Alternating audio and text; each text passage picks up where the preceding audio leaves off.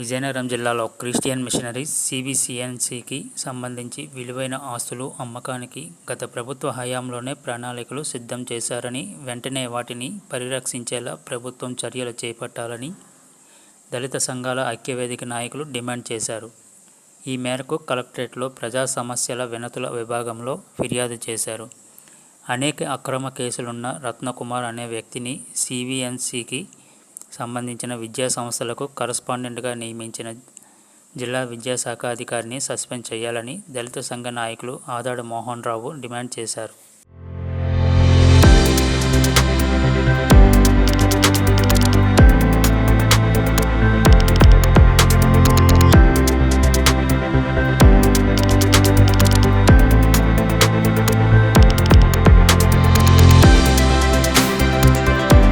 Doctor Busi Venkatrao, విస్తృత దళిత సంఘాల ఐక్యవేదిక విదుసం ఐక్యవేదిక రాష్ట్ర సమితి కన్వీనర్. ఇవాళ విజయనగరం కలెక్టర్ గారిని మేము కలవడానికి ఒక ముఖ్యమైన కారణం క్రైస్తవ ఆస్తుల పరిరక్షణ. క్రైస్తవ ఆస్తులు అంటే దాంట్లో సిబిఎన్సి అనేటువంటి ఒక సంస్థ ఉంది, సెంట్రల్ బాప్టిస్ట్ సంస్థ. ఆ సంస్థకి ఓబిలి, భీమిలి, కాకినాడ, అకివీడు, విశాఖపట్నం తదితర చోట్ల పూర్వం బ్రిటిష్ కాలం నుండి ఆస్తులు ఉన్నాయి. ఈ ఆస్తులని ఇప్పుడున్నటువంటి కొంతమంది కబ్జా చేసి అమ్ముకునే కుట్రలో భాగంగా బొబ్బిలిలో ఉన్నటువంటి సుమారు 150 సెంట్ల హై స్కూల్ని రత్నకుమార్, ముత్తాబత్తుల రత్నకుమార్ అనే అతను కరస్పాండెంట్గా చెప్పుకుంటూ దాన్ని అమ్మకం పెట్టాడు. అసలు ఈ అమ్మకం చెల్లదు అని చెప్పి కలెక్టర్ గారు నోటీసు తేవడానికి వచ్చాం. ఒకటి, ఆ స్కూల్ ఎయిడెడ్ స్కూల్ కాబట్టి దాన్ని 22A పెట్టిన ప్రభుత్వం. 22A ఉన్నటువంటి భూమిని ఈ ప్రభుత్వం ఏర్పడకముందు గత ప్రభుత్వంతో రాజకీయ సంబంధాలు ఉన్నటువంటి ఈ ముత్తాబత్తుల రత్నకుమార్ అనే అతను ఈ రెవెన్యూ యంత్రాంగం మీద ఒత్తిడి తెచ్చి 22A తొలగించాడు. 22A తొలగించి ఈవేళ బేరం పెట్టాడు. ఇక రెండవ అంశం, అతను కరస్పాండెంట్గా నియమించబడ్డాడు. కరస్పాండెంట్గా నియమించిన వాడు ఎవరు అంటే దానికి ఈ సంస్థకి కన్వీనర్గా ఉన్నటువంటి యాకబ్. నీ కన్వీనర్ చెల్లదు అని చెప్పి అతను పిటిషన్ వేస్తే కోర్టు డిస్మిస్ చేసింది. అంటే ఉనికిలో లేని కన్వీనర్ యాకబ్ ఇచ్చినటువంటి ఆర్డరు చెల్లదు, ఆ సిఫార్సు చెల్లదు. అటువంటి ఇచ్చినటువంటి సిఫార్సు ఇతను కరస్పాండెంట్గా పెట్టమని యాకబ్ ఇచ్చిన సిఫార్సుని డిఏఓ గారు నియమించాడు. అసలు కన్వీనరే లేడు. లేని కన్వీనర్ ఆర్డర్నేమో డిఈఓ తీసుకొని గ్రీన్ మీద సంతకం పెట్టాడు, కరస్పాండెంట్గా నిర్ణయిస్తాడు. ఆ డిఈఓ గారు నేను ఒక మాట అడగదలుచుకున్నాను.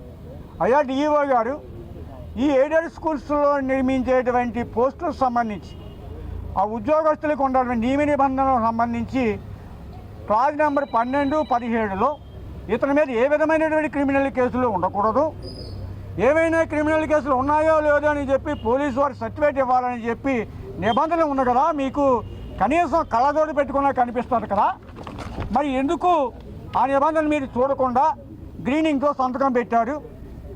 ఇది కళ్ళు మూసుకొని ఈ డిఈఓ కుమ్మక్కయ్యి అతను కరస్పాండెంట్గా నియమించాడు. రెండవ అంశం, అతను కరస్పాండెంట్గా ఈ పోలీస్ ఇన్వెస్టిగేషన్ ఎందుకు మేము అడుగుతున్నామంటే అతని మీద 15 కేసులు ఉన్నాయండి. చిన్న చిన్న కేసులు కాదు. 120B తెలుసు కదా, సామూహిక హత్యాకాండతో ప్రభుత్వాన్ని అల్లకల్లోలం చేసేటువంటి నేరాన్ని పాల్పడే వాడి మీద పెడతారు 120B.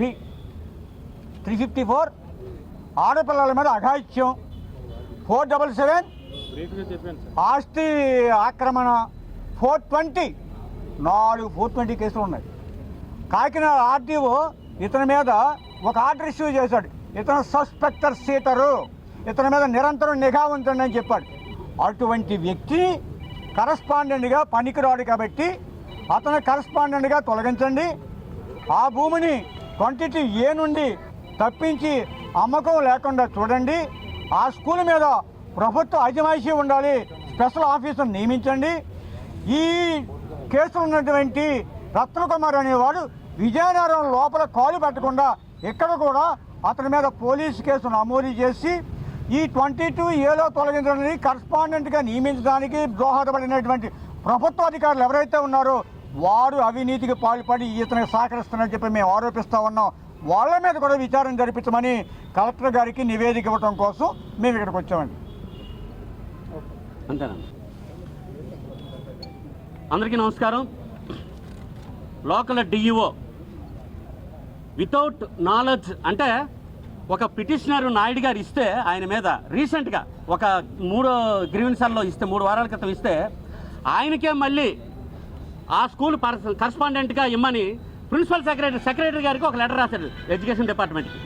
ఒకే ఒక మాట అడుగుతున్నాను డిఈఓ గారికి, అయ్యా సస్పెక్టెడ్ సీట్ ఉన్న ఈయనకి రత్నకుమార్ గారికి అనేక కేసులు ఉన్న రత్నకుమార్ గారికి మళ్ళీ కరస్పాండెంట్గా ఇమ్మని ఆయన తప్పుడు మనిషి అని చెప్పిన తర్వాత సెక్షన్లతో పాటు ఎక్స్ప్లెయిన్ చేసిన తర్వాత మళ్ళీ ఆయనకే కరస్పాండెంట్గా సపోర్ట్ చేస్తున్నారనుకుంటే ఖచ్చితంగా కలెక్టర్ గారు డిఈఓ సస్పెండ్ చేయాలి.